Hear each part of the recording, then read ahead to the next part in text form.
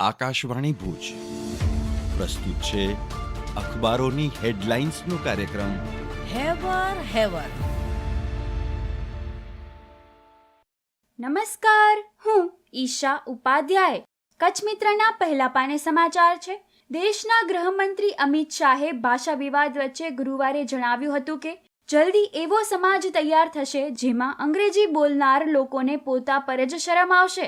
પૂર્વ IAS અધિકારી આશુતોષ અગ્નિહોત્રીના પુસ્તક મેં બુંદ સ્વયં ખુદ સાગર હુંના વિમોચન વેળાએ ગૃહમંત્રીએ જણાવ્યું હતું કે આપણી ભાષા આપણી સંસ્કૃતિના રત્નો છે. કચ્છ મિત્રના છેલ્લા પાને સમાચારમાં ગ્રામીણ બેંકનું નામ બદલવાનું નસીબમાં જ લખાયેલું. 1978માં દેશમાં સ્થપાયેલી બેંક કચ્છ ગ્રામીણ બેંક રૂપે કચ્છને મળી. બાદમાં દેના ગુજરાત, બરોડા ગુજરાત અને હવે નવું નામ ગુજરાત ગ્રામીણ બેંક. ધરતીકંપ અને નોટબંધી વખતે કર્મચારીઓની સેવા એટલે માનવતાનું ઉદાહરણ બની હતી. નવું નામ આવતા કચ્છમાંથી 23 અધિકારીની જિલ્લા બહાર બદલી. ચેકબુક કે IFSC કોડ અને સ્ટેશનરી બદલશે. છેલ્લા પાને વધુ એક સમાચારમાં ઈરાન ઓપરેશન સિંધુની કો પાયલટ ગાંધીધામની યુવતી. અમદાવાદથી અર્મેનિયા નોન સ્ટોપ ખાલી ફ્લાઇટ લઈ 8 કલાકે પહોંચ્યા. અર્મેનિયાથી દોહા થઈ 8 કલાકે 140 વિદ્યાર્થીને દિલ્હી લવાયા.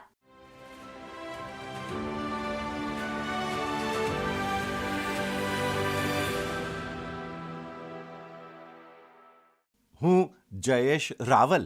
દિવ્ય ભાસ્કરમાં પહેલ શીર્ષક અંતર્ગત સમાચાર છે.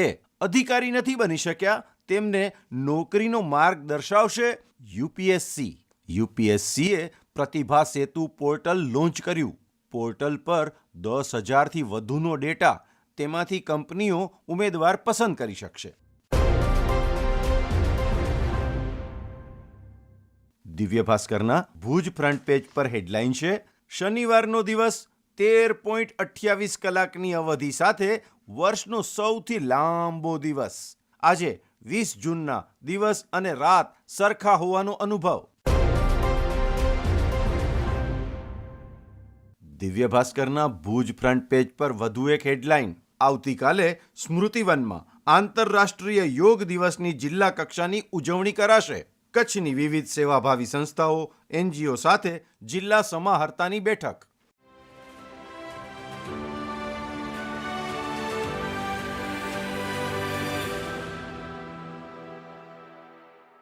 હું અવની સોની. ગુજરાત સમાચારના બીજા પાને સમાચાર છે. ભચાઉના યુવાન પાસેથી OTP મેળવી ઓનલાઈન છેતરપિંડી. એપ્લિકેશનનું સબસ્ક્રિપ્શન બંધ કરાવવા ગૂગલથી નંબર મેળવ્યા બાદ ફોન કરતા ઠગાઈનો ભોગ બન્યા. બીજા એક સમાચાર છે.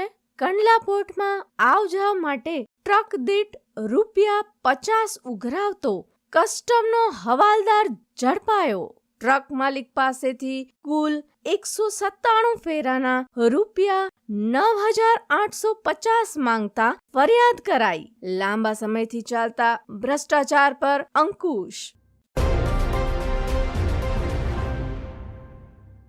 ગુજરાત સમાચારના અંદરના પાને હવામાન સમાચાર છે કે કચ્છમાં ધૂપછાવના વચ્ચે અસહ્ય બફારો અનુભવાયો. કંડલા એરપોર્ટ 35 ડિગ્રી, જ્યારે Bhuj 34.4 degree, Kandla port 33.7 degree અને નલિયામાં 33 ડિગ્રી ઉષ્ણતામાન રહ્યું હતું. તેજ ગતિએ પવન ફૂંકાતા ધૂળની ડમરી ઉડી.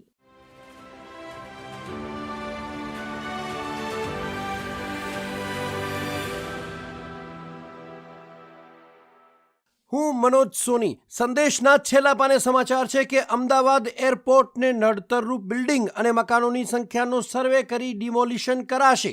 એરપોર્ટના રનવે નજીક છેલ્લા 3 વર્ષમાં ઊભી થયેલ હાઈ રાઇઝ બિલ્ડિંગની કાયદેસરતાની તપાસ કરાશે.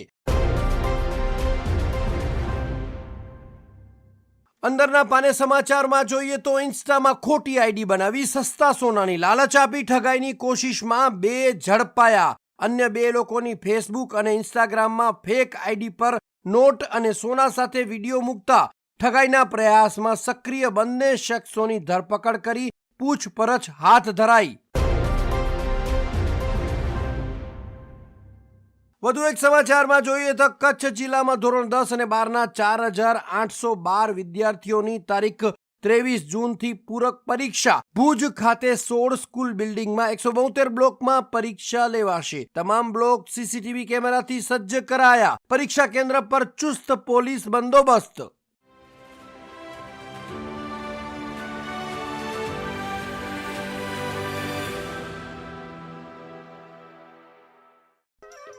શું તમે જાણો છો આ વખતે અષાઢી બીજની ઉજવણી એટલે કે આપણું કચ્છી નવું વર્ષ અનોખી રીતે ઉજવવા જઈ રહ્યા છીએ.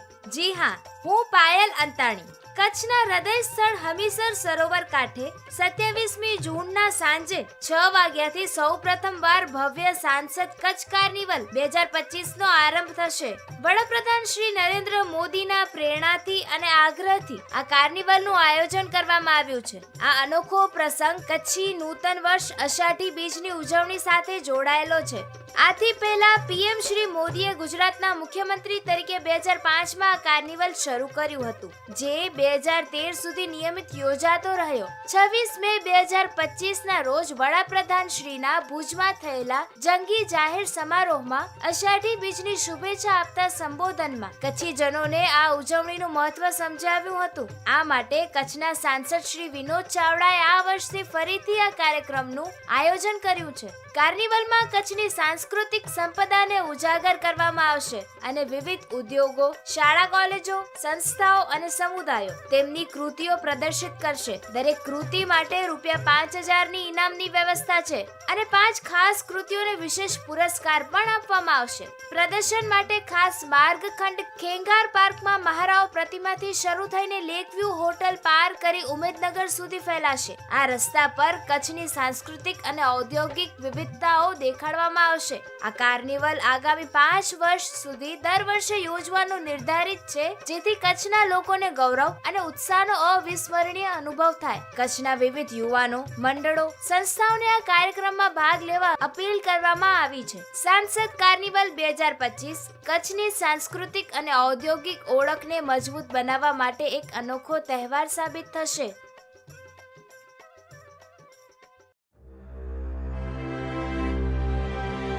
અખબારોની હેડલાઇન્સનો કાર્યક્રમ હેવર હેવર